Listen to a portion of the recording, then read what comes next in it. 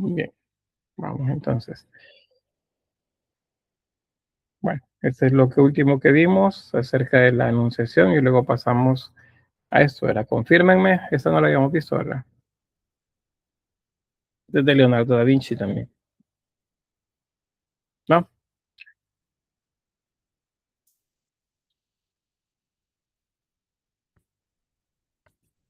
Bueno. Bien, entonces de esto que decirles que, bueno, Leonardo era, como ya dijimos, pues estaba en todo, ¿verdad? Estaba en diferentes disciplinas y todo al mismo tiempo. Entonces, dentro de los trabajos que él hacía, habían unas que las que se llaman encomiendas, o sea, trabajos que le encargaban, que pues tenía que ver con pasajes bíblicos. Ya, ¿qué dice Cali? Ah, que puso la hora. Entonces,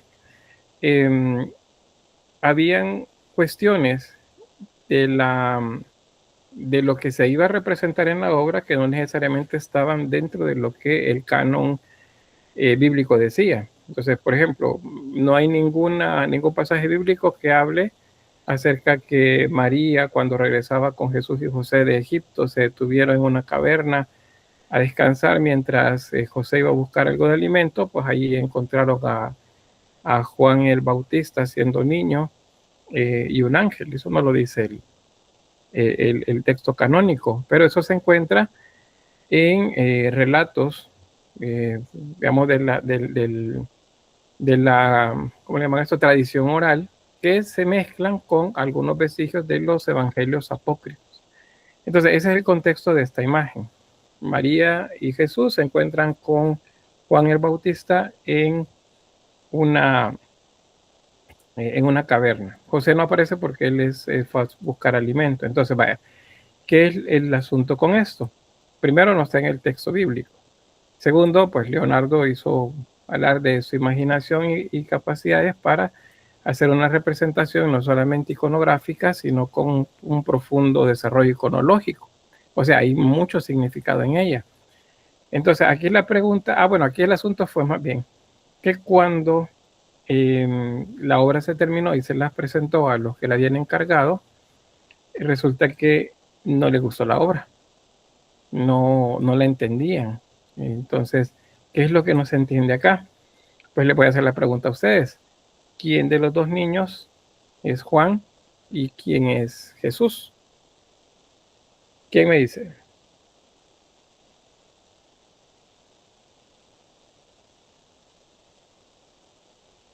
Dígame, Lidia.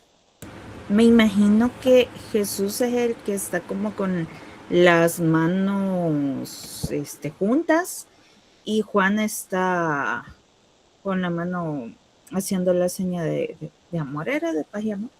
No, No. en decir. Ah, bendecir eso. Uh-huh. Entonces sería al revés, ¿verdad? No sé, díganme. Es que sí se confunde porque los han hecho iguales. Ajá. Pero la seña es la seña de las manos es la que se diferencia. Una es bendecir, ajá, la simbología es la que está, pero también está el ángel que está Uh-huh. señalando al otro niño. Muy bien, ahí tenemos ya los primeros datos. ¿Quién más? Mónica. Sí, respecto a eso, creo que Jesús es el niño que está abajo haciendo la seña de bendecir, porque el otro niño está como en una posición más como de reverencia. Uh-huh. Muy bien, ahí tenemos también, esa es también una observación iconográfica.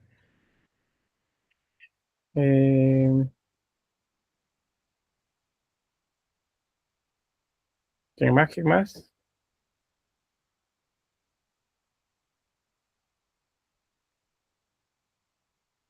¿No? ¿Nadie más? Bueno, bueno, vamos a ver. Diga, Hola, Lee. hola, hola. En mi opinión, es el niño que está en la izquierda porque él está, o sea, lo están guiando a recibir como bendición o aceptación o algo por el estilo. Algo Pero así, ¿quién es? opino ¿Cuál de yo. los dos niños? ¿Es Juan o el niño Jesús? Juan, No, pero ¿cuál de los dos es? Juan. eh, Juan, el niño que está pidiendo ser bendecido. ajá, el que está por acá. Muy bien, bueno. Ujú. Entonces, digamos que en general coinciden que este de acá, que te está haciendo una genuflexión, se llama eso, está haciendo, no es como una reverencia, y las manos juntas, ¿verdad? Haciendo el bendito, como dicen en el cristianismo católico. Vaya, hasta ahí parece cierto lo que me están diciendo, pero el niño que está con las manos juntas está cerca de María. Y cerca de María, quien va es el niño Jesús. ¿Cambia eso lo que opinan? ¿O se mantienen en que el niño que está con la mano levantada como bendiciendo es Jesús?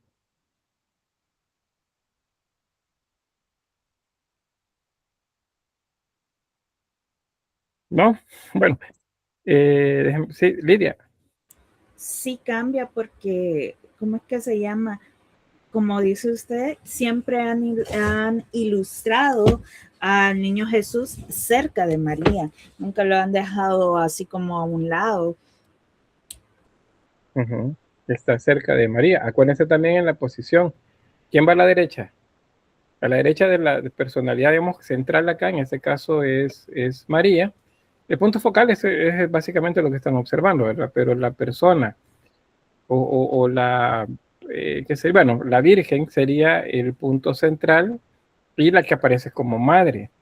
Entonces, esta es la derecha de ella y esta es la izquierda. Entonces, a la derecha de María, ¿quién tendría que ir? ¿Juan o Jesús? Jesús. Jesús. O sea, eso no lo dice la iconografía, a la derecha va el más importante. Entonces, efectivamente, el de la derecha que está a la par de María es Jesús. Y este otro que está con el ángel es Juan, Juan el Bautista. Entonces, este es el asunto acá, que no se entiende tan fácilmente, porque el que está haciendo la actitud de bendecir es Juan. Aquí mencionarles que en el caso de Leonardo da Vinci, él tenía un especial predilección por el tema bautista, el tema de Juan el Bautista. Entonces, digamos que él es de un grupo de artistas y de intelectuales de la época renacentista que tenían como en un pedestal bastante alto a Juan el Bautista. Entonces, de hecho, la seña que que está haciendo el ángel, este es un símbolo asociado a Juan el Bautista, el que está haciendo el ángel. Hay otro signo acá, otro símbolo, que no se percibe tan fácil, al menos a la primera, pero luego cuando se los digo ya lo ven, y es este.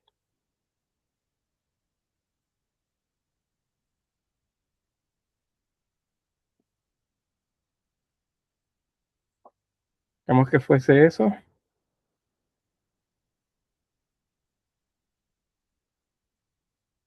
que hay una cabeza.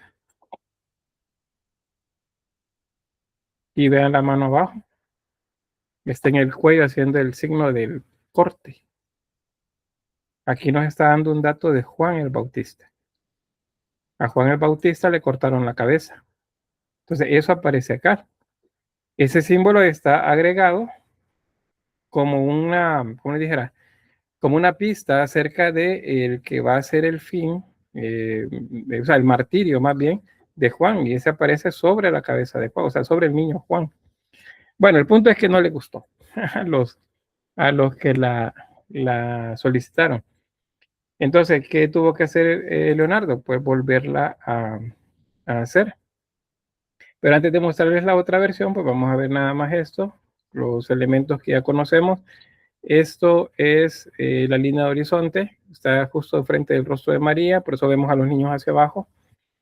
Tenemos una composición clásica y bueno, el elemento de atrás es que es fondo, la parte alta es paisaje y el punto focal pues está ubicado acá donde ya les mencionaba. Esas son líneas de fuga que nos ubican el punto de fuga justo en ese lugar, donde convergen todas las líneas. Esas líneas aparecen acá, o sea, están dentro de la estructura natural, digamos, de la cueva que se representa acá. Y ahí tenemos pues, el uso de los cuadrantes. Entonces, esa es la segunda versión de la pintura. Y si acá observan ahora, aparecen signos que nos hacen más claro, signos iconográficos que nos hacen más claro quién es Juan y quién es Jesús.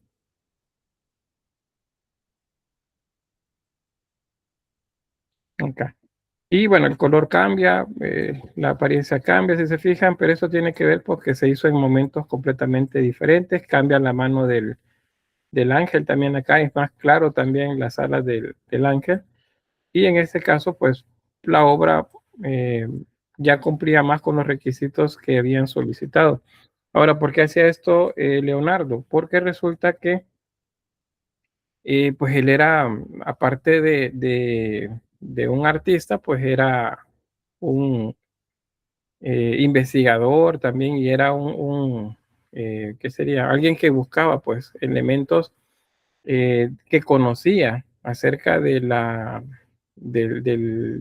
cristianismo, que no necesariamente era lo que manejaban en el discurso oficial. Y bueno, ahí están las dos versiones de la obra, efectivamente, pues ahí. Bueno, en mi caso me dicen cuál es mi preferida, pues es justamente la primera. La segunda es un tanto, aún el rostro de los niños se nota que pues se hizo en un momento completamente diferente, ya como con quizás menos paciencia que la que se hizo en el primero. Pero bien, ahí quedan las obras de Leonardo, pues igual acá, esta es una pintura al fresco que se hizo sobre una pared y pues desde el momento que se terminó o se dio por terminada, o aún antes de ser terminada, la obra comenzó a deteriorarse. ¿Y eso por qué? Pues porque Leonardo experimentaba cada momento con pigmentos, con maneras de trabajar el pigmento sobre el mortero de las paredes, y entonces la obra se comenzó a deteriorar bastante rápido, el pigmento se comenzó a caer. Luego, pues hace un par de siglos a alguien se le ocurrió que necesitaba una puerta para entrar a la habitación de al lado, y entonces hicieron esta puerta acá. Eso no estaba, o sea, el mural aquí fue cortado para hacer la puerta. Pues hoy en la actualidad así es como se ve la obra, tiene este corte en la parte inferior.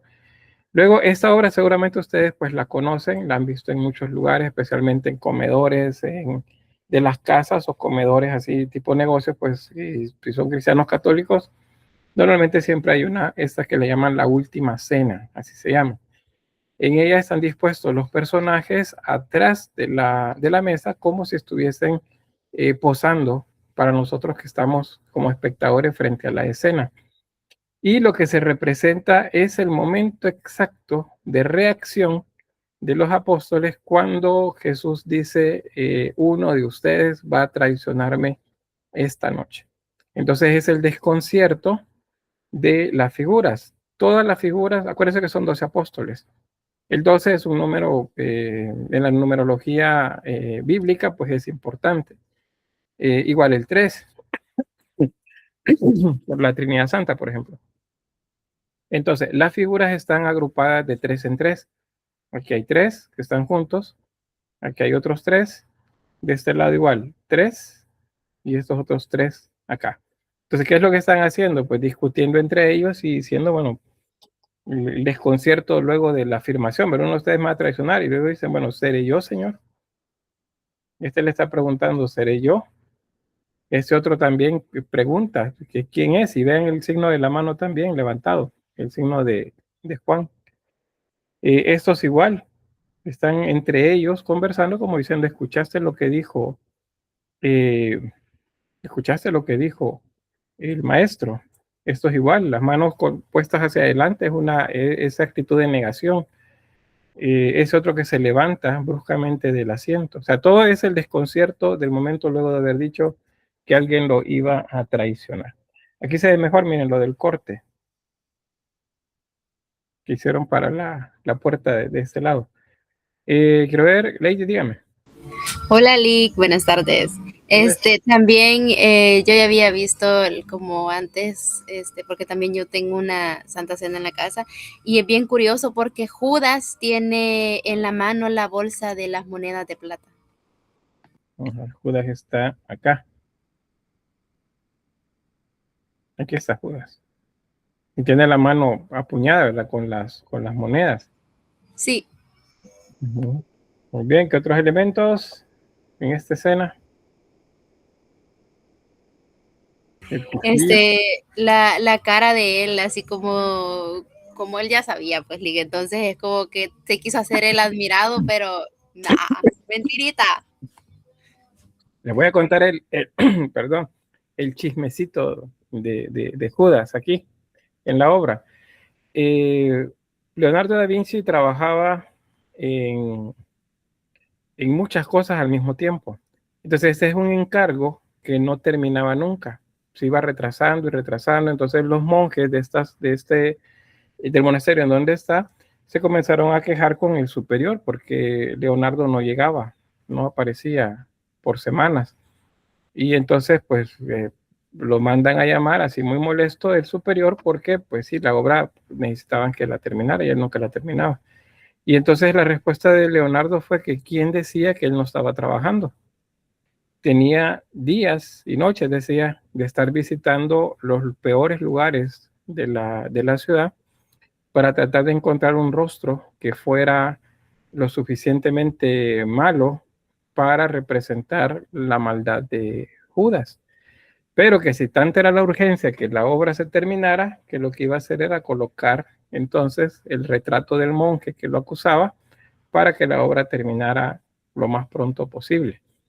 Y entonces ahí queda la duda si este rostro de Judas es el del monje o realmente Leonardo encontró al final a alguien que le pareciera así como el traicionero de Judas, ¿verdad? Para la obra. Entonces eso queda ahí como la duda. ¿Qué tiene en la mano que está detrás de la espalda? Bueno, acá es un cuchillo. Este es Pedro, este que ven acá. Ese es Pedro.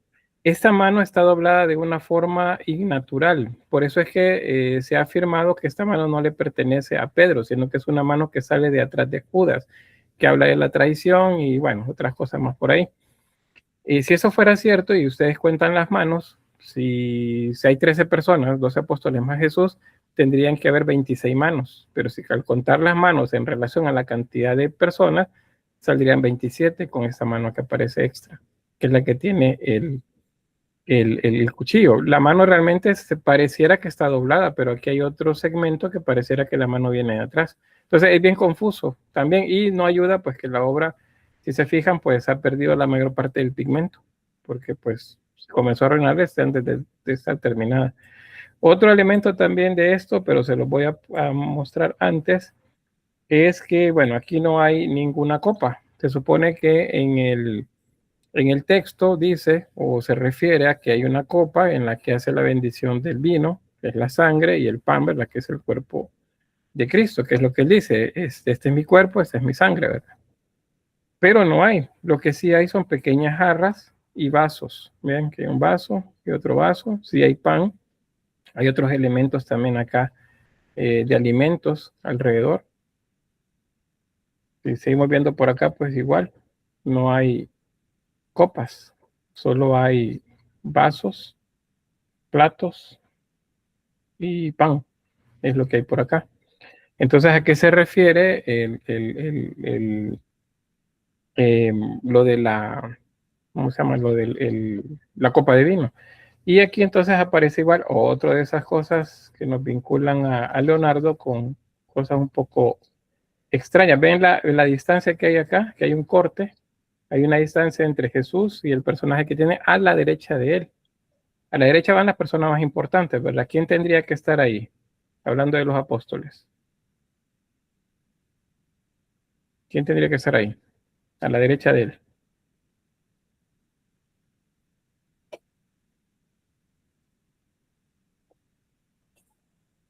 Juan.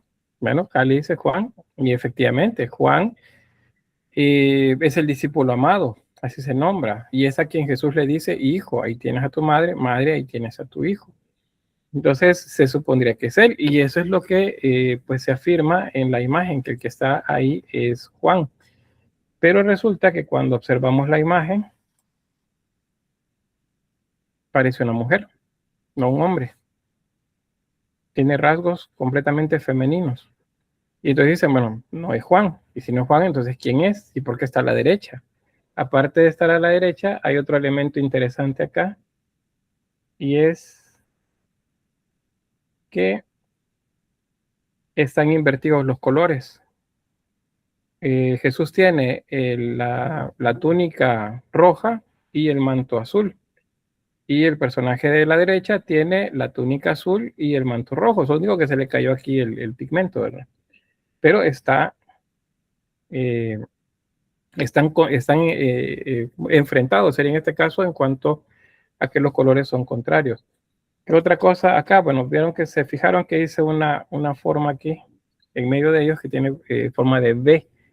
El símbolo, lo voy a hacer aquí arriba, el símbolo antiguo que representa a la mujer es este. Y el símbolo que representa al hombre es el contrario. Es este. Vamos a sacarlo. Este es el que representa al hombre, este es el que representa a la mujer. Y si no me creen, vean los uniformes militares. Los rangos que tienen este símbolo. Y van subiendo según sea el nivel que tienen, ¿verdad? Tienen 2, 3, 4, dependiendo de, bueno, no sé cuánto, no sé cómo se leen esos símbolos, pero es este el que se les va agregando que son sargentos y son no sé qué otra cosa. Entonces, este es femenino. Y es lo que está representado entonces acá. Y aquí es donde vienen ya como teorías más actuales y hablan entonces de una copa. Acá. Esa sería una copa. Ahí estaría la copa. En medio de ellos. Esto se lo voy a unir con la leyenda, y oigan bien, leyenda no tiene nada que ver con evangelios apócrifos o canónicos, con la leyenda meroviña, que Jesús y María de Magdalo eran pareja y tuvieron una hija que se llamaba Sara. En ese caso, el santo grial, o el san grial, que sería sangre real, no sería una copa. Estaríamos hablando de María Magdalena.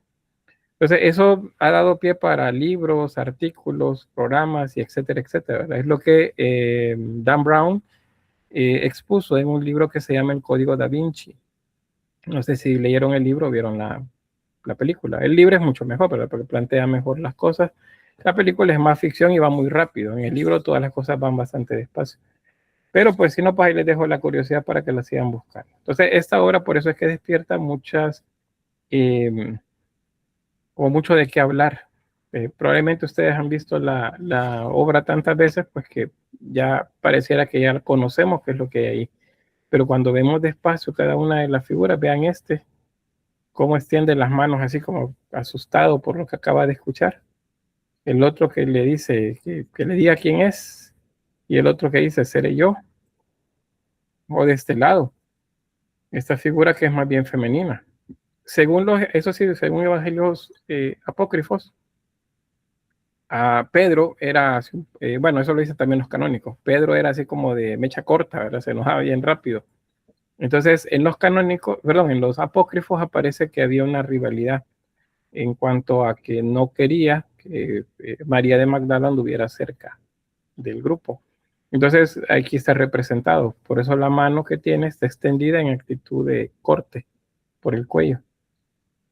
Entonces, todo eso está por ahí. Por eso es que Leonardo le hace un montón de cosas alrededor, ¿verdad? Porque todas las ideas que él tenía las agregaba en las obras. Y al final, pues las obras están ahí. Y ahí ustedes deciden si lo toman como válido o simplemente historias que han crecido como leyendas alrededor de la obra, ¿verdad? Eso ya se los dejo a ustedes. Pero bien, ¿qué más? Ya a nivel técnico, porque lo que acabamos de ver es la leyenda y todo alrededor de la obra. Esto ya a nivel técnico, tenemos una composición clásica en el centro y dos bloques que equilibran la composición. las líneas de fuga se van directamente hacia el centro de la obra, que es donde está ubicado Jesús. Ese es el punto focal y ese es el punto de fuga de toda la obra. No sé si hay alguna pregunta sobre esto. Vean, está la composición. No. Era bien celoso, dice Arlet. De Pedro se dice pues mucho. Lo que pasa es que Pedro era un celote. Entonces, eran, por el origen social de ellos, pues era un poco más como de armas tomar. Así más bien. Así se representa en varios momentos durante el texto bíblico canónico. Dígame, Lady. Lick, donde sale lo de la parte como del cuchillo, me imaginé de que eso podría ser también parte de lo que se dice en la Biblia, de cuando Pedro le voló la oreja a uno de los soldados que se llevaban a Jesús. Sí, solo en el Monte de los Olivos, sí, solo que ahí dice que era una espada. Y que le dice Jesús, pues le agarra la oreja y se la pega de nuevo y le dice que el que hierro mata, hierro muere, que guarde su espada. Que si Dios quisiera, pues manda a todas las legiones de ángeles a salvarle. Bien, es bien interesante, fíjense, cuando ustedes se ponen a analizar ya todo lo dicho, cómo es encauzado todo para que las cosas efectivamente sucedan. Pero bien, eso es plática para otro día. Vamos a seguir. La Dama del Armiño, también aquí encontramos las composiciones, punto focal, aunque sea solo una figura, pues siempre hay un punto focal. Aquí es bien interesante porque la mirada, por eso les coloqué así la obra, porque la mirada llena el espacio. O sea, y eso recuerden ustedes cuando hagan retratos, la mirada es parte de la composición. Entonces la mirada llena espacios. Hacia el lugar donde estén viendo, o sea, jala la vista para ese lado. En este caso no solamente es ella, sino que también es el armiño que vemos por ahí. Y ahí pues el uso de los cuadrantes. Otra más, esto así, igual rapidito, este es Santa Ana, la Virgen y el Niño, también de Leonardo. Lo que ven a la izquierda es el estudio previo. Los artistas nunca van a pintar, o nunca pintaron de esta época, bueno, en las posteriores, directamente sobre el lienzo algo solo porque sí pensaron que era, sino que hay análisis, y esos análisis pasan por los bocetos previos en los que se ve volumen, composición y etcétera, etcétera, ¿vale? Entonces, en este estudio previo aparece otra vez la idea de Jesús y el niño Juan. O sea, el niño Jesús y el niño Juan. No sé si han visto por ahí, dicen San Juanito. Pues ese Juanito se refieren a Juan el Bautista cuando era pequeño. Acuérdense que ellos eran primos. Entonces, aunque eso no lo dice tan explícitamente, bueno, sí es explícito, pero no lo repite el texto bíblico ya cuando son adultos, en la tradición oral, en lo que vemos en las pinturas y en los evangelios apócrifos está más marcado. Aquí tenemos a María, tenemos a Santa Ana, la mamá de María, en este caso sería el niño Jesús, este sería Juan, y la mano acá, aunque solo está bocetada, de Ana, que es el mismo símbolo de Juan el Bautista, el dedo índice apuntando hacia arriba. Luego, esta es la obra ya terminada. Tenemos a Santa Ana, María está sentada sobre ella, y ella está sosteniendo al niño Jesús, lo está, digamos, jalando, porque el niño Jesús está tratando de, que sería aplicarle una llave al cuello del becerrito que tenemos por acá, o al cordero, más bien corderito. Le tiene agarrado las orejas y le está intentando retorcer el cuello. Este es un símbolo del martirio, igual que cuando vemos ideas sobre Juan el Bautista, encontramos alusiones a que le cortaron la cabeza. Esto también es una alusión, el cordero. Los corderos eran utilizados como ¿cómo se dice? Como holocausto, o sea, como sacrificio.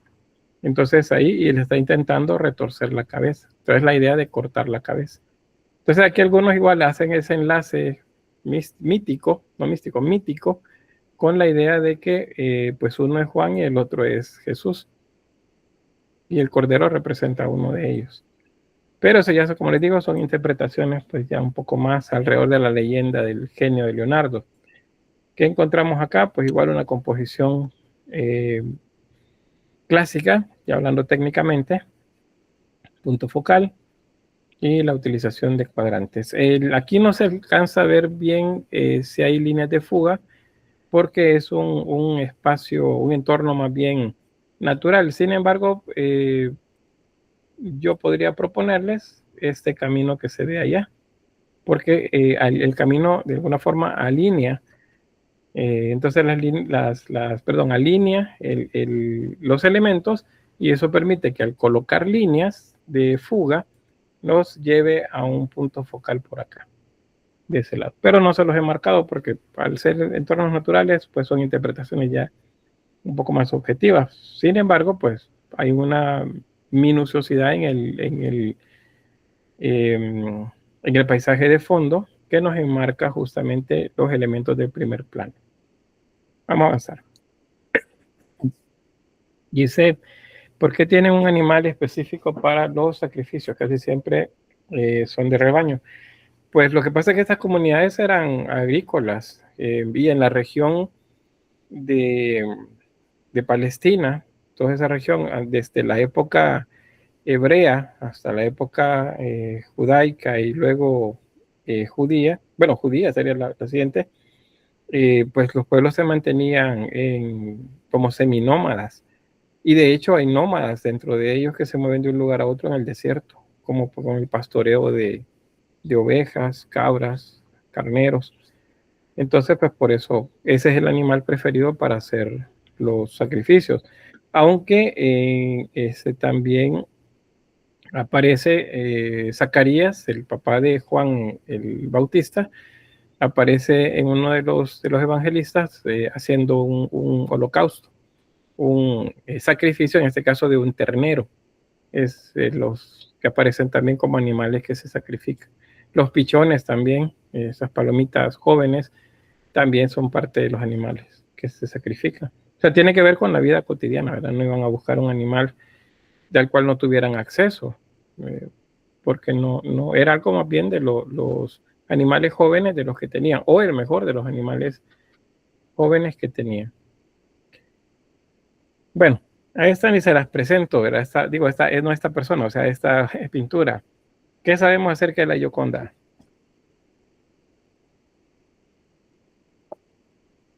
A ver, nada. Serían las únicas personas que conozco que no sabrían nada. A ver. No, bueno, entonces, vamos. Bueno, que supuestamente es una novia, dice Mercury. Cali dice, haciendo historia, ya ve, haciendo historia. Bien, entonces, esta resulta que es un retrato de los tantos que se ven en la época renacentista. Dígame, Daniela. Yo había escuchado una teoría que decían que él se había hecho a sí mismo, pero en versión mujer. Muy bien, ahí tenemos también una de las ideas. Dicen que coinciden al hacer una métrica del rostro de él con el rostro de la Gioconda, pues aparece similitudes. Entonces dicen que es la versión de él en versión mujer, pero pues igual, de las teorías. ¿Qué más?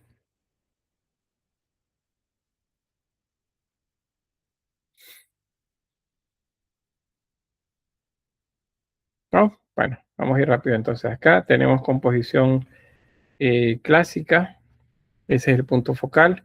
Tenemos dos horizontes, no coinciden. Hay una línea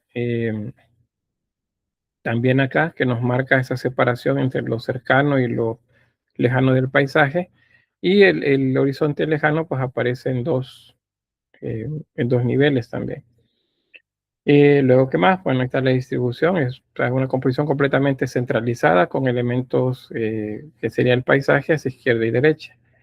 Luego, bueno, antes quizás, vamos a ver, acá, parte de lo que se dice de la figura es que está enferma, tiene una condición que se llama hidropía. Esa es una de las versiones, pero no se los estoy afirmando.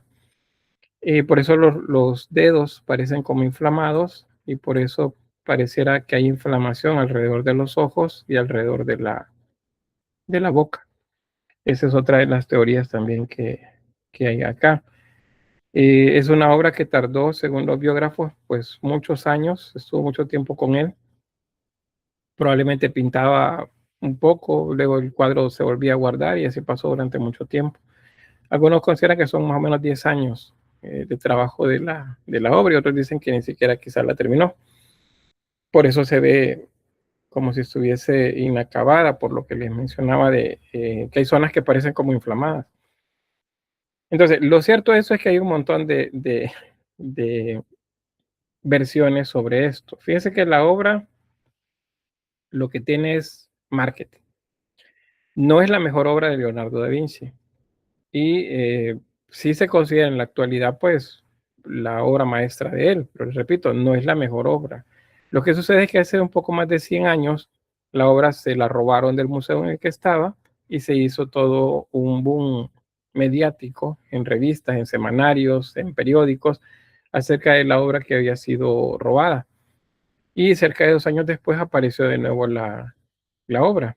Y otra vez se volvió a hacer ¿qué sería? La difusión pues en todos estos medios escritos acerca de que la obra ya estaba de nuevo y que la estaban exhibiendo. Entonces toda la gente quería irla a ver. Y eso pues se siguió repitiendo a lo largo de los años, luego las décadas, porque le generaba un poco de publicidad al museo. Y entonces se sigue utilizando. Entonces lo que hay alrededor mucho de esta obra es marketing. Les repito, pues si alguna vez van luego al Louvre, donde está, pues van a ver que es una obra pequeñita, tiene como 50 centímetros de altura, y sin desmerecer la obra de esta, como una de las obras de Leonardo, pues realmente hay otras más complejas que realizó. Ahora, ¿qué sí hay con esto? Bueno, dice aquí, quiero ver. Marjorie dice, otra teoría es que puede ser una embarazada por la posición de las manos. También se dice eso, que puede estar embarazada porque las manos parece que están sobre un volumen. Bueno, lo otro, el nombre, antes de pasar a lo otro. La Gioconda se le llama porque, pues, es la esposa del conde del Giocondo. Entonces se le da el femenino del nombre del esposo, la Gioconda. También se le conoce como la Mona Lisa. Mona es la contracción de Madonna. Entonces la palabra completa sería Madonna de Lisa, la Madonna de Lisa o la Dama de Lisa. Lisa es la ciudad de donde eran originarios. Entonces, por eso los nombres, Mona Lisa o la Gioconda. Luego, ¿qué más? Esto es algo que hace una década más o menos, o sea, 10, máximo 15 años por ahí, se hicieron análisis acerca de la obra, porque la obra generaba reacciones así un poco inusuales acerca de la sonrisa. Pues de hecho hay canciones, hay poemas que hablan de la sonrisa de la Mona Lisa. Y efectivamente, pues hay algo en la sonrisa que llama la atención. Y aquí solo recordarles algo. Leonardo era, en medio de todo el bagaje artístico que tenía, era un científico y era muy observador. Entonces había mucho trabajo que él hacía, no necesariamente solo pintar la obra, sino hacer estudios alrededor de la obra. Lady dice, siempre me pareció curioso que no tuviera cejas. Fíjense que en la época renacentista hacia el barroco estuvo de moda un tiempo que se quitaban o ¿cómo se dice? Se maquillaban, porque se consideraba hermoso, pues que se viese únicamente la parte del frontal, acá nada más, es la cresta del hueso frontal. Entonces, por eso es que no tiene. Otros dicen, no, es que no la terminó y por eso no se le ven. Hay muchas versiones, les repito. Pero bien, vamos a ir otra vez a la sonrisa. Fíjense que si tienen, si lo están viendo en una computadora y la pantalla la tienen así un poquito más grande, si la están viendo en el celular les va a costar un poquito más. Si ustedes observan los ojos, ella está sonriendo. O sea, si ustedes fijan su atención en los ojos, ella está sonriendo. Pero cuando bajan sus ojos hacia los labios, la sonrisa desaparece con la magnitud que tenía al principio. Entonces, ven los ojos, está sonriendo. Pero cuando ven la boca, ya no está sonriendo igual. La sonrisa ha cambiado. Entonces, acá es un estudio de óptica. Es la visión central y la visión periférica. Si yo estoy sentado aquí frente al dispositivo donde les estoy hablando, yo tengo a la vista la pantalla y el teclado. Eso es mi visión central. Eso es lo que yo estoy concentrado. Yo estoy viendo acá, veo la pantalla y estoy viendo. Pero alrededor de mí hay objetos. Hay unas macetas, está el techo, y hay unos libros por ahí, hay otros objetos hacia la izquierda, hay una puerta, hay una ventana también hacia mi derecha. Entonces, todo eso está alrededor, pero yo no le estoy poniendo atención. Eso se llama visión periférica. Cuando ustedes van caminando, ustedes están viendo hacia la calle, un árbol, el pasaje, las gradas, lo que sea que ustedes van caminando. Eso es su visión central. Todo alrededor es visión periférica. Entonces, eso es lo que sucede acá. Cuando observamos con visión central los ojos, nuestra visión periférica nos permite observar más sombras y entonces la sonrisa es mayor, es como más elevada. Pero cuando la visión central pasa a los labios, entonces esas sombras desaparecen y la sonrisa se vuelve un poco bueno, menor. La comisura es como si la comisura de los labios bajara. No sé si lo alcanzan a ver. Es un efecto óptico. Entonces, eso es digamos, el secreto, así entre comillas, ¿verdad? De la Gioconda, que es uno de los méritos que tiene la obra. No es la única que lo tiene. Hay otros retratos femeninos de Leonardo que también tienen el mismo efecto. Entonces, ahí es donde confirman que no es algo fortuito, o sea, no es porque así salió, no, es un estudio que probablemente Leonardo hizo acerca de óptica en el rostro. Debe estar, al observar acá y tener la capacidad de pintar con la visión periférica, para que luego al mover los ojos cambie la posición. Pero eso es pues algo que se ha investigado hace relativamente poco alrededor de esta y otras obras de él. Bien, no sé si hay comentarios o preguntas. No, avanzamos. Bien, voy a mostrarles esta así un poquito rápido en el material que está a disposición para que estudien. Aquí aparece ya el desglose compositivo de la obra, ¿verdad? Esa puerta del fondo que está alineada con la puerta del otro lado de la rotonda es el punto de fuga. Y las líneas, si ustedes trazan líneas en la decoración de losas del piso, van a ver que todas las líneas van hasta este punto. Entonces aquí tenemos el punto de fuga, pero el punto focal está aquí abajo. El tema de Rafael Sanzio es los desposorios de la Virgen. Entonces es el momento en el que se están casando frente al sumo sacerdote, José, que si se fijan lo representan como un anciano, y María, que es mucho más joven. Esto de que José es anciano es porque según pues el Evangelio apócrifo, cuando se casaron ya José era viudo, tenía hijos ya grandes y María pues apenas estaba entrando en la adolescencia. Por eso es la diferencia de edades que se ve ahí. Bueno, ¿qué más? Esta sí está desarrollada, déjenme ver. Esta es la entrega de llaves de Jesús, que le está entregando las llaves a Pedro, acá. Eso lo sucede en el texto bíblico, ¿verdad? Eso es parte nada más de la tradición oral, porque ni siquiera aparece de manera textual en los evangelios apócrifos, sino que es parte de la tradición. Entonces, eso es lo que vemos dentro de la obra. Ahí podemos ver también acá que compositivamente la obra tiene unos elementos rectangulares hacia los extremos que ayudan a que la composición sea equilibrada.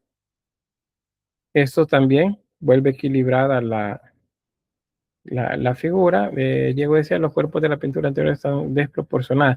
Se ven alargados, efectivamente, se ven como, ¿cómo se dice? Son estilizados, se ven más estilizados. Pero eso lo comenzaron a hacer en el momento que vamos cambiando del Renacimiento cinquecento hacia el manierismo. Ahí comienza a haber ese cambio. Bueno, ahí tenemos composición clásica y el punto de fugas, que es donde convergen todas las líneas. ¿Ve? Esas también las podemos sacar de las losas del piso. La línea de horizonte está acá. En la pintura anterior también la línea de horizonte estaba arriba de las figuras. Por eso a ellos los vemos como si estuviéramos nosotros parados en una tarima, los vemos hacia abajo. Eso es lo que sucede en esta obra. Acuérdense que la línea de horizonte nos determina el punto de vista del observador según la composición de la obra. Ahí está el punto focal.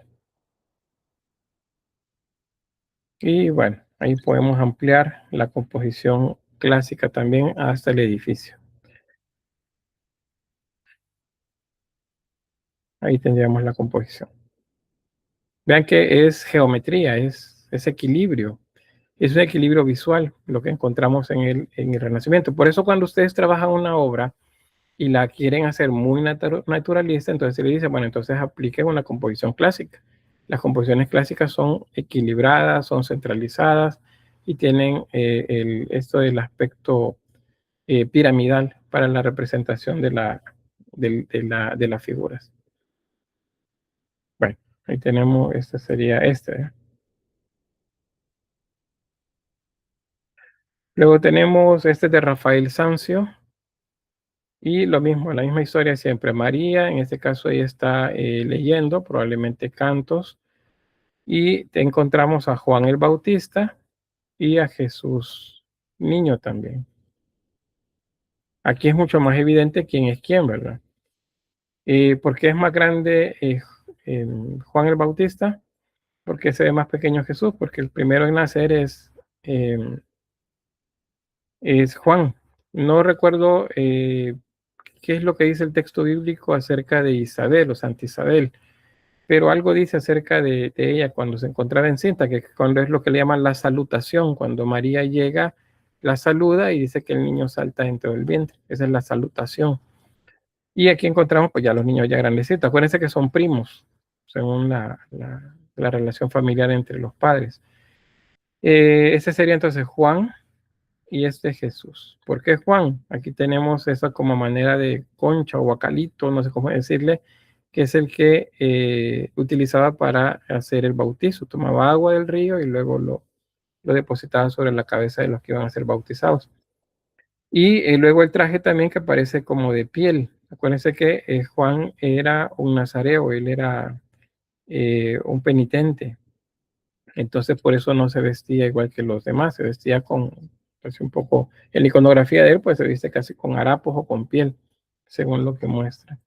Luego igual el énfasis para el paisaje de fondo y la composición triangular. Aquí no se las desarrollo, pero ahí encontramos una composición triangular. El punto focal está acá. Y no es invento, sino que es el límite está acá, los rostros de los niños. Esta curva acá del hombro de María y otra vez hacia el libro. Ahí es donde está el punto focal. Acuérdense que es diferente al punto de fuga. Esta es otra, la Escuela de Atenas de Rafael Sanzio. Y esta, pues lo que presenta son filósofos. También representa por ejemplo, Alejandro Magno. Y bueno, ahí tenemos diferentes filósofos griegos.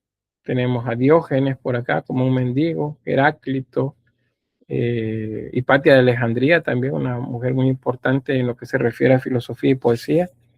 Zenón de Elea, Epicuro, Pitágoras, Plotino, Homero, y bueno, muchos más. Como relación que les puedo hacer con la cultura popular, es esta figura que ven acá. Es parte de uno de los discos, de las portadas de los discos de un disco doble que sacó Guns N' Roses a finales de los 80. Es esta figura que aparece por acá. Y bueno, ahí pues hay muchos personajes. Sobre esto, igual si hiciéramos el desglose compositivo, vamos a encontrar que el punto focal está aquí al centro.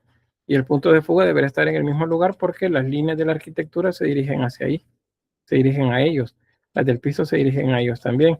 Hay otro dato también que aquí tenemos a no son Aristóteles y Platón. Sí, Aristóteles y Platón. Aristóteles era de los filósofos que decían que la verdad la encontramos en el mundo presente, o sea, aquí alrededor de nosotros. Y Platón decía que la verdad se encontraba en el mundo de las ideas, algo que estaba sobre nosotros. Por eso es que Aristóteles con su mano está apuntando hacia abajo, le está diciendo abajo, y Platón con la mano está apuntando hacia arriba. Le está diciendo que es arriba donde está la verdad. Luego, ese gesto con la mano también, con el dedo índice hacia arriba y la mano volteada hacia adentro, los dedos hacia adentro, es también el símbolo de Juan. Entonces, ese Leonardo la pone en diferentes lugares y otros artistas también hacen algo parecido con ese gesto. En este caso, les repito, este es Rafael. Y bueno, ahí les queda quiénes son cada uno. Hubieron muchos retratos, estos son de Rafael, el Papa León X y sus sobrinos, el Papa Julio II, un cardenal también representado por acá. Y luego tenemos como parte de la pintura la Capilla Sixtina de Miguel Ángel. Esta es una de las que fue de los trabajos que realizó Miguel Ángel como pintor, siendo escultor, que pues no le cayeron muy en gracia a él. O sea, él no estuvo de acuerdo en hacerlo y entonces pues lo hizo, digamos, que en contra de su voluntad. La parte de la bóveda tiene un tema, que es el que estaba, este fue el que comenzó a pintar él, este es la bóveda de la Capilla Sixtina, y ahí tenemos en ese diagrama de la par, qué es lo que está pintado por ahí. Tenemos Judith y Holofernes, acá sería, no aparece acá, no está fuera del ángulo, pero porque aquí estamos viendo desde el diluvio universal.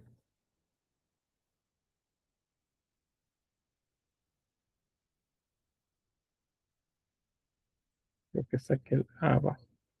Serpiente de bronce, déjenme ver.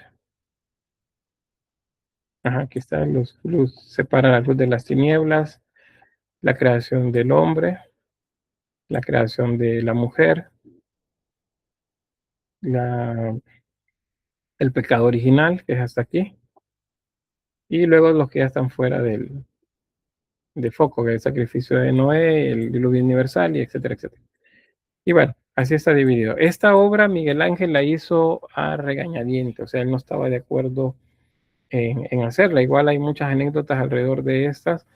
El Papa Julio II fue el que lo mandó a que la hiciera. Ese Papa es como un guerrero, él no era un Papa como la idea que tenemos ahora, más dedicado a las cuestiones espirituales, sino que era básicamente un rey, pues así se movía y iba con sus ejércitos a la guerra como un soldado más para defender los intereses de la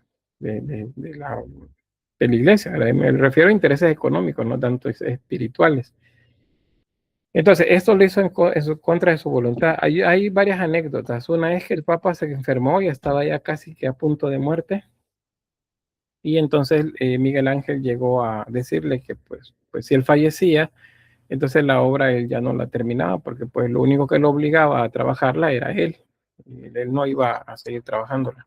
Según la anécdota, el Papa se curó milagrosamente. Se levantó y le aventó un golpe tratando de noquearlo, de enojado porque le estaba diciendo que no le iba a terminar, y el Papa se curó de manera milagrosa. Y bueno, al final lo terminó efectivamente, y pues aquí algunas de las imágenes que podemos encontrar ahí. Esta es la creación del sol y la luna, vean cómo se separa, la luz de las tinieblas. Este es Dios, lo representa como un anciano corpulento, y así como con el rostro muy hierático, como si estuviera enojado. Ese es el mismo Dios que va este es como que viene, aquí va a seguir en el trabajo de la creación. Esta es la creación de Adán.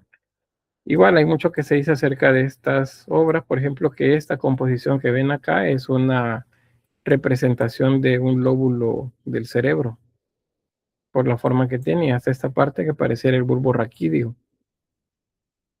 Entonces, pareciera. Luego, hoy en redes sociales aparece también por ahí que dicen que el dedo inicialmente lo tocaba y que pues luego lo borró para que no lo tocara, y bueno, dan toda una explicación alrededor de eso. Eso no les sabría decir si es cierto, bueno, porque no he encontrado documentos o algún relato que hable acerca de eso en específico. Luego, ¿qué más tenemos por acá? Bueno, lo de las composiciones, que las composiciones se hicieron muy, o sea, por segmentos, pero cada una de ellas tiene el rigor pues de una pintura, de un cuadro. Por cierto que Miguel Ángel trabajó sobre andamios de boca arriba, o sea, acostado y mientras pintaba. Esto lo hacía bueno, como se hacían los murales, se hacía ¿cómo se dice? Un molde, y ese molde luego se pasaba a la pared y ahí es donde se comenzaba ya a pintar. Dice Diego, creo que es porque está basado en Zeus. En el caso de Dios, sí, aunque algunos hablan que es Cronos, porque es más anciano, es más corpulento. Dicen que Zeus sería la representación de Jesús, pero igual son interpretaciones, ¿verdad? Acerca de lo mismo. En cualquiera de los dos casos, ya sea que sea Zeus o Cronos, definitivamente que está basado en mitología griega. Y bueno, eso es el diluvio universal. Eso no se veía en la imagen que les mostré inicialmente. Y bueno, de esto es parte de lo que Miguel Ángel tuvo muchas críticas, porque a nivel anatómico, la exageración de los músculos hacía que las figuras se viesen como no naturales. Se ven como no naturales, ¿verdad? Por ahí. Pero bien, vamos a seguir. Aquí hay las síbilas. Esas están en los laterales de la bóveda. Y una vez terminada la Capilla Sixtina, y Miguel Ángel dijo, bueno, aquí ya terminó todo y yo me voy a seguir trabajando las esculturas. Y el Papa le dijo, no, pues usted no se va hasta que no me termine el mural ahí en el fondo del altar. Entonces se vio obligado otra vez a terminar, bueno, hacer otro mural allá en el fondo, que es este de el juicio final. Aquí tenemos a Jesús en el centro, resucitado, por eso no tiene barba ni bigote. Junto a él está María y déjeme ver si tiene uno más cerca. Bueno, los movimientos que son el ascendente al lado derecho de él, donde están los aspectos buenos y los que van a ser salvos, y del lado izquierdo los aspectos que no serían positivos y están los que van a ser condenados. O sea, el movimiento es de acá hacia arriba y luego de acá hacia abajo. Es como como un círculo. Bueno, un óvalo más o menos, porque es más oblongo el movimiento. Entonces estos suben, estos bajan. Van a la condenación y estos van a la salvación. Bien, ahí tenemos un segmento a la parte superior, hacia un poco de detalle. Los que aparecen acá son diferentes imágenes de santos. Y dice, mire, pero ¿por qué están desnudos si son santos? Eso no debería ser así. Ese es uno de los argumentos que pues el Papa, obispos, monjes tenían en contra de la obra que estaba haciendo Miguel Ángel, pero Miguel Ángel insistía pues que él iba a pintar la belleza de la figura humana tal cual como lo habían representado los griegos en su momento, o sea, desnudo. Por eso algunos tienen ropa y otros no, o están semidesnudos, igual de este lado.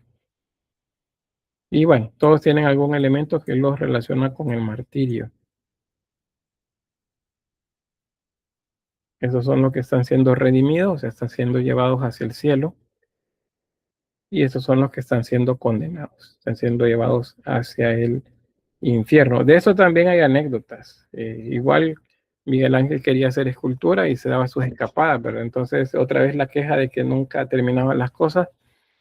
Y pues Miguel Ángel, enojado con el que siempre le ponía el dedo, como decimos un buen salvadoreño, él entonces se dice que pintó o lo pintó en medio de este grupo de personas.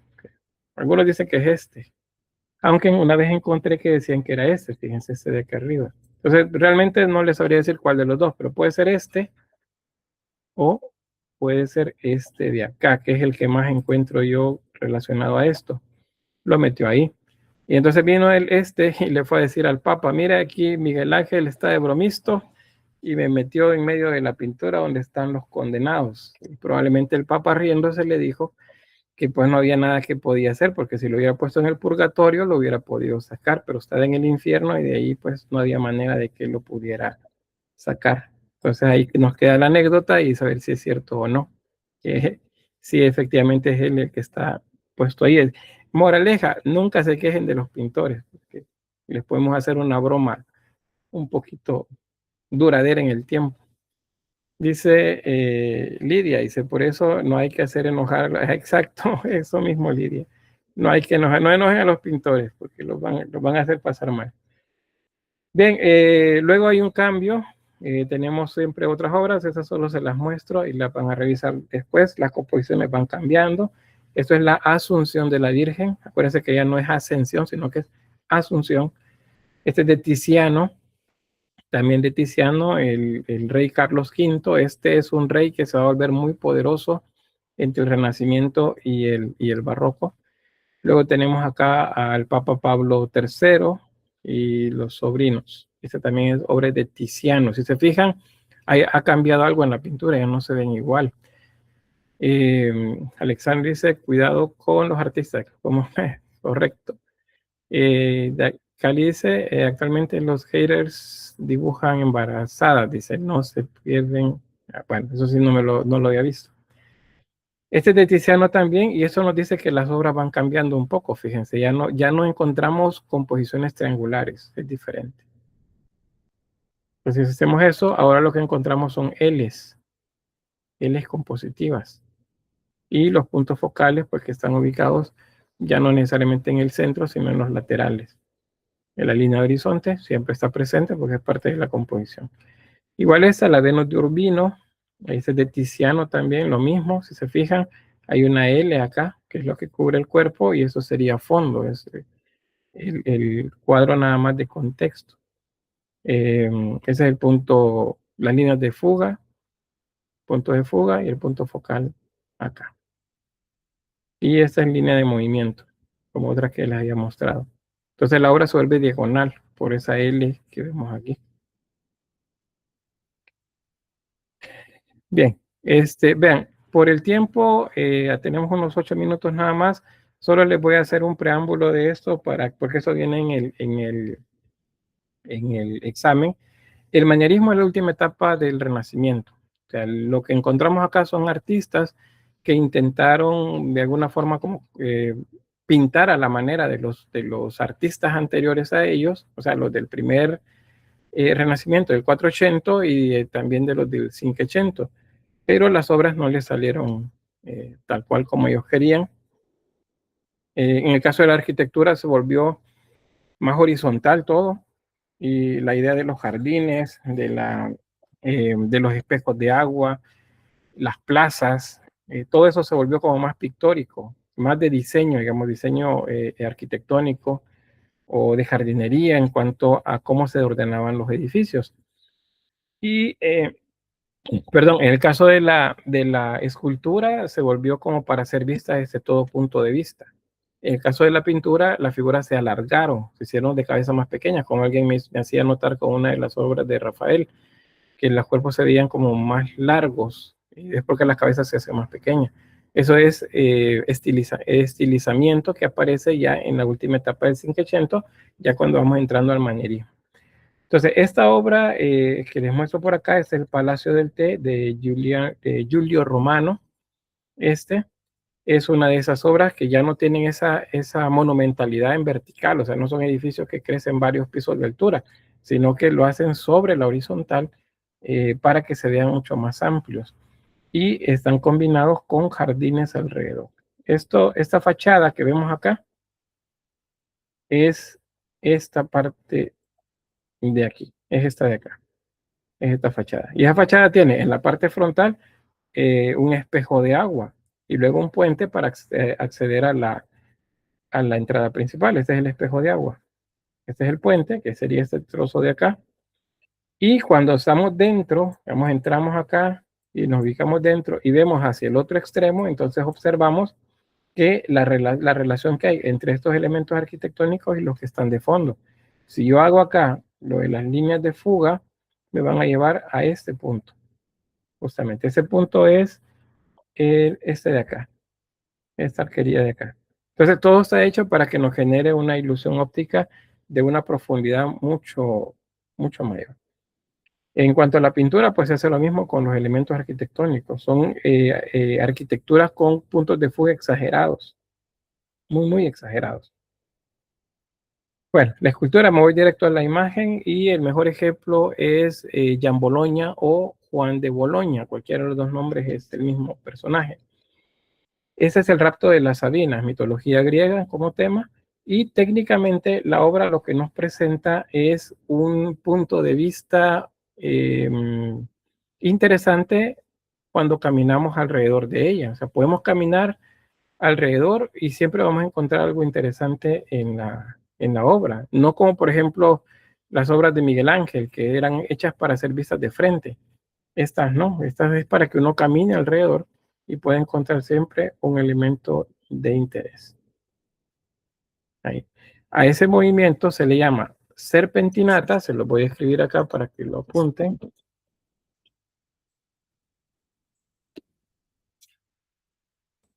Serpentinata, o podemos decir que es un movimiento helicoidal.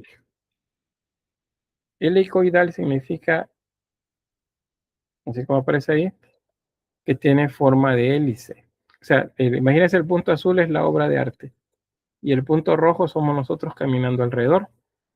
Entonces, a medida que nosotros caminamos alrededor de la obra, vamos a encontrar siempre un punto de interés. No es como que la obra la puedo poner yo contra la pared porque solo la parte de enfrente es lo interesante.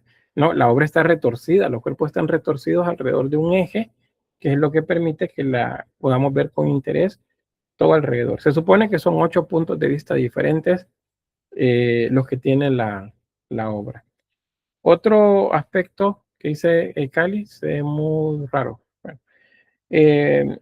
otro aspecto de esto es lo de la monumentalidad y el uso de jardines. Este es un apénnido y la idea es como un ser de la montaña que se está despertando, como una montaña más bien que está despertándose. Entonces esto está en un jardín, aquí tiene una fuente y pues es de ese tamaño. Entonces la monumentalidad es parte del manierismo. Bueno, los jardines, los parques, de esta forma pues se vuelven muy populares y tenemos acá una entrada. Este es un chinesco, se llama. ¿Por qué se llama chinesco? Porque representa como una máscara china. ¿Y qué está haciendo esto acá? Pues para esta época, finales del Renacimiento, la cultura china se ha vuelto muy interesante para la gente de la época. Le gustaba tener gusto por lo exótico, entonces el producto que se venía de China a través de las rutas comerciales era consumido de muy buena manera. La cerámica, por ejemplo, que no la toco acá en la presentación, pero la cerámica china, por ejemplo, de China. China es porcelana, venida de China, ¿verdad? No es que el material sea china. Se vuelve muy popular en Europa. Y de hecho hay talleres en Europa que imitan el estilo. Y hay toda pues una cantidad de cerámica pues, que se produce de muy buena calidad en esta época también. Entonces el chinesco es característico, así se llama, chinesco, es característico del manierismo. Lo vamos a encontrar acá en América con el arte que viene con la colonia. En las iglesias, en los altares, eso que se llaman los retablos de fondo en los altares, vamos a encontrar como máscaras chinas en medio de las composiciones. Esa influencia del manierismo y del chinesco dentro del manierismo. Sobre la pintura, vamos a ir a las imágenes directamente y lo que ya les mencionaba, las cabezas pequeñas y los cuerpos alargados. Eso es la característica del manierismo. Vean, todos los cuerpos son alargados. En el caso de la Virgen se llama Madonna del cuello largo o la Virgen del cuello largo. Y vean el caso del niño, no parece un bebé, ¿verdad? Por el largo del torso, pues se ve que es mucho más grande. Y bueno, ella contemplando el niño. Esta es la resurrección de Lázaro de Joaquín Tewell. Y pues lo mismo, cabezas pequeñas. Y el movimiento, si se fijan en el caso de Jesús, tiene ese movimiento como de S, el que le llaman serpentinata. Otro aspecto también interesante en esta obra de Tewell son las manos. Si ustedes revisan el cuadro a detalle, van a encontrar que las manos están hechas con mucho detalle y todas están crispadas. Crispadas es como, digamos, como que estuvieran engarrotadas haciendo un gesto. Todas las manos, miren, estas, acá, las otras, todas las manos están hechas con un énfasis muy grande. Todas, por todos lados van a encontrar que hay manos bien trabajadas. Y bueno, el entierro del Conde Orgaz del Greco, de esto decirles que, bueno, a mí particularmente esta obra me gustó un montón. La primera vez que la vi estaba en primer grado y está en un diccionario que me regalaron. Y bueno, esa es la primera obra que me acercó al arte. Cada uno tiene de ustedes seguramente una obra que recuerda como la primera que les dio como de qué pensar y que se le quedaban viendo cada uno de los detalles. Pues en mi caso es esta. Estoy hablando pues ya hace ya mucho tiempo en una galaxia muy lejana. Este es el entierro del Conde Orgaz. En la parte inferior de la composición tenemos al Papa, a unos altos dignatarios de la iglesia, los monjes también que están participando del entierro del conde. Este es, les decía, es el Greco. Acá. Luego, sobre ellos, de manera mística, pues aparece lo que se llama apoteosis, es donde vemos la presencia del cielo que se abre y Dios que aparece junto con María, el Espíritu Santo y demás, ¿verdad? Y entonces vemos el alma que está representada del conde acá, que está llegando hacia el cielo. Y tenemos Pedro con las llaves, María también que lo recibe y Jesús que está esperándolo allá en la parte más alta de la composición. Y como testigos, los santos.